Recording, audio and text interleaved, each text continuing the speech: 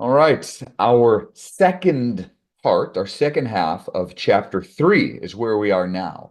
If you recall, this whole chapter is about whole numbers.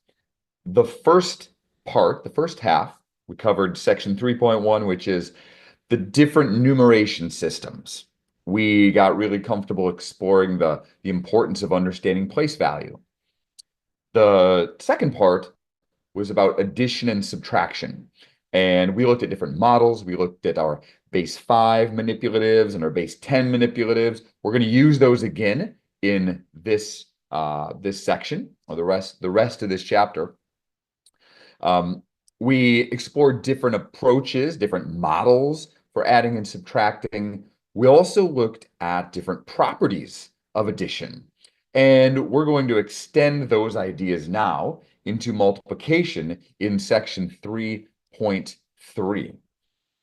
So here is our overview and some of the terminology that we are going to explore this time. We'll start with a little introductory activity, actually. Let me put that up here too. Introductory. And then we'll look at some of the basic concepts of multiplication, repeated addition, multiplication of whole numbers, factors, rectangular array, and tree diagrams. This is terminology that we're going to use. We will explore some models for multiplication algorithms. Again, algorithms are just those steps and processes that we use. We will then explore those number properties. Those should look familiar to you. Closure, identity, commutative, associative. We talked about all those with addition. They apply to multiplication as well. We will also introduce the distributive property. And then we'll again talk about mental calculations, some things you can do similar to addition, compatible numbers, substitutions, equal products. And then finally, we'll talk about approximation of products. Products is the result of doing some multiplication. We'll talk about rounding, compatible numbers, front-end approximation, and then the importance of the order of operations. So what I want to start with is another little activity. So what you will need for this one are your base 5 pieces. So if you don't have your base 5 pieces, go ahead and grab those. And then the introductory activity that I'm going to ask you to do is using those base 5 pieces. First, represent the number 213 base 5. Okay, and you'll actually see it right here. Okay, that's what that would look like. Remember, you would have 2 of the flats, 1 of the longs, and 3 of the units, right? These are base 5 pieces. Then what we're going to do is we're going to multiply that by 4. We're going to take this set right here. We're going to multiply it by 4. And we're going to determine the minimal collection for a group of 4 of these sets to illustrate this. So basically, we're going to multiply it by 4 and then figure out how would we write that number in base 5. So see if you can go ahead and work on that, play with that, figure that out using your own manipulatives with your base 5 pieces.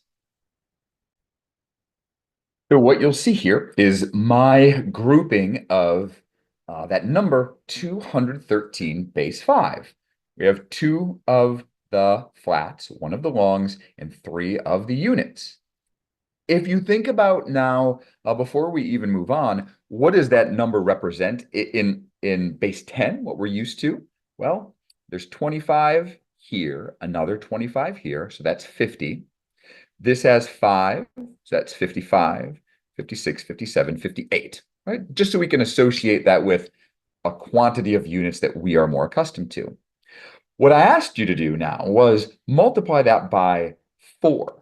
And so you'll see that I've got the rest of these also laid out.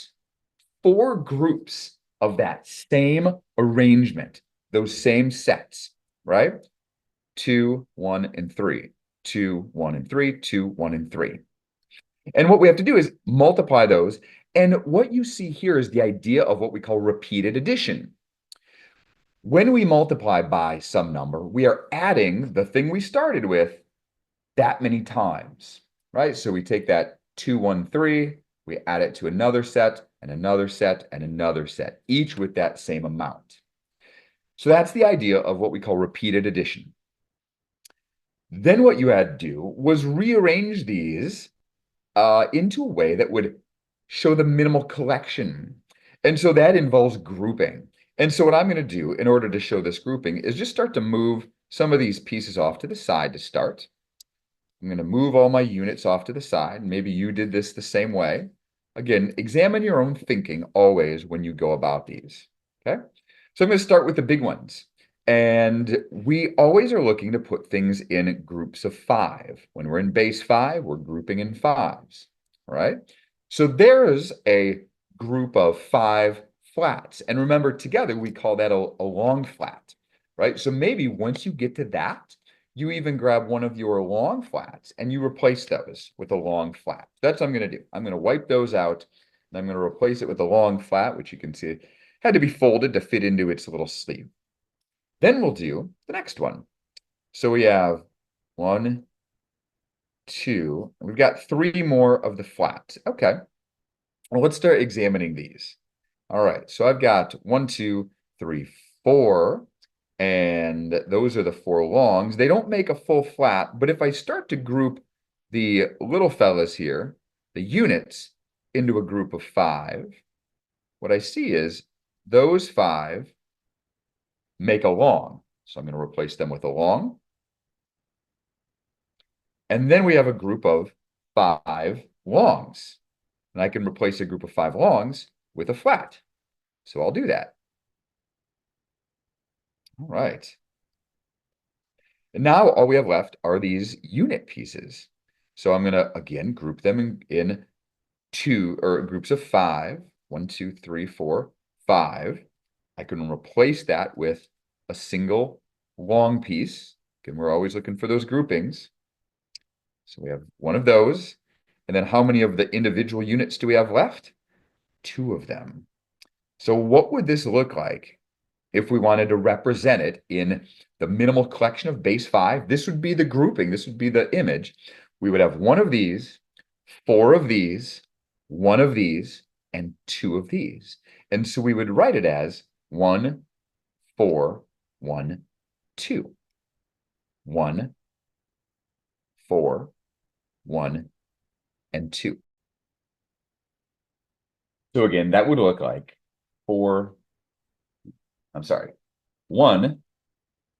1, 4, 1, 2, base 5.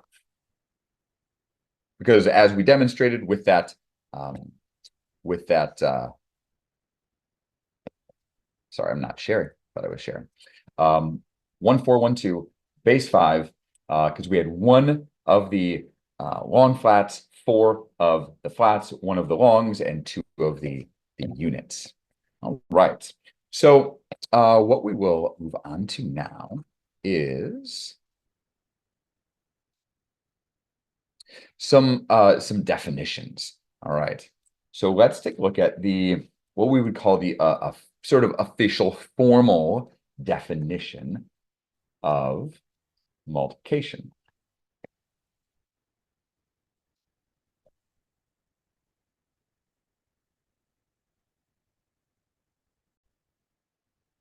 And I know that sometimes these formal definitions can be a little bit tricky, a little bit clunky, sometimes hard to understand right away, but it's really important that we understand where those things come from. Okay. So we saw in the previous example that multiplication is repeated addition. And this definition says that for any whole number, R and S, right? So we have 2 numbers, R and S. The product of R and S is the sum with S occurring R number of times. So again, we're multiplying 2 numbers, R times S. They can be any numbers. And what that means is you're going to have whatever this number is, S plus S plus S, just on and on and on. How many times? However many times that number is. So it's that idea of repeated addition. And then we've got another term for you, another definition, factors. So factors, once students get into algebra, the term factors becomes really important. You're going to see that word a lot. But young students also need to understand what a factor is. So a factor is one of the numbers that's being multiplied, right? So these numbers are factors of whatever the product is. So if we say 3 times 6 is equal to 18, 18 is the product. It's the result of doing that multiplication. And 3 and 6, we say are factors of 18. Okay? They're numbers that can multiply into becoming the number 18. All right?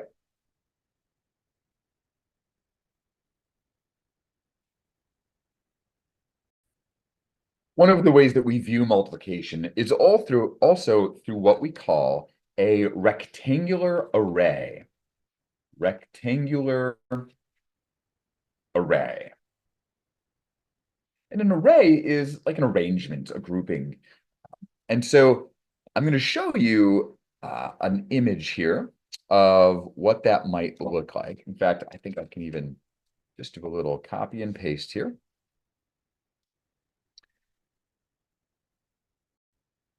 If you consider the multiplication problem, 4 times 7, what you're going to see are two different ways to view that.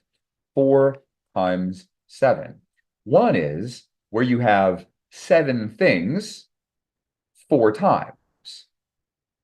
That's what we talked about with the repeated addition, right? So this right here, this arrangement here on the left is what we would consider repeated addition. On the right-hand side, this rectangle is our array where we kind of clump them all together into one big rectangle. And we have 4 by 7, right? 4 times 7. And so we start to associate now geometric ideas, the area of rectangles with multiplication. 4 groups of 7, right? And so in general, again, R times S is the number of objects in an R by S rectangular array, right? So we can start to even close this gap of repeated addition with the idea of a rectangular array and our areas. Another way we can sort of start to see multiplication is through what we call a tree diagram. Again, we're always looking at ways to see or imagine or picture the mathematical operation that we're doing. And a tree diagram is useful in certain situations. You'll see this once we start talking about probability. Probability, these tree diagrams are often very useful. And we're going to see that even later in this course. So let me show you an example problem here. I'm just going to give you a situation, and we're going to explore this and look at what a tree diagram would look like. A catalog shows jeans available in faded, rinsed, or stone-washed fabric, and in boot, skinny leg, flared leg, or straight leg cuts. So you got all these different options. So the question is, how many types of jeans are available? And so here's what a tree diagram looks like that shows how you might envision this scenario. So you have these different branches. That's why we call it a tree diagram, right? So you've got these different branches, faded here, rinsed here, and stonewashed here.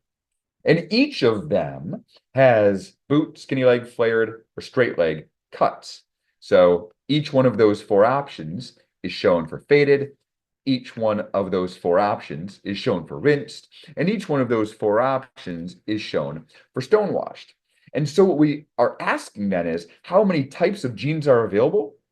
If we count these at the ends of the branches, you'll see that that is 12, right?